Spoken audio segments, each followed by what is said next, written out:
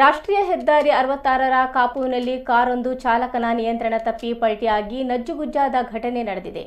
ಉಡುಪಿಯಿಂದ ಉಚ್ಚಿಲದತ್ತ ತೆರಳುತ್ತಿದ್ದ ಕಾರು ಚಾಲಕನ ನಿಯಂತ್ರಣ ತಪ್ಪಿ ಪಲ್ಟಿ ಹೊಡೆದಿದ್ದು, ಪಾರ್ಕಿಂಗ್ ಏರಿಯಾದಲ್ಲಿ ನಿಲ್ಲಿಸಿದ 2 ಕಾರುಗಳಿಗೆ ಡಿಕ್ಕಿ ಹೊಡೆದಿದೆ.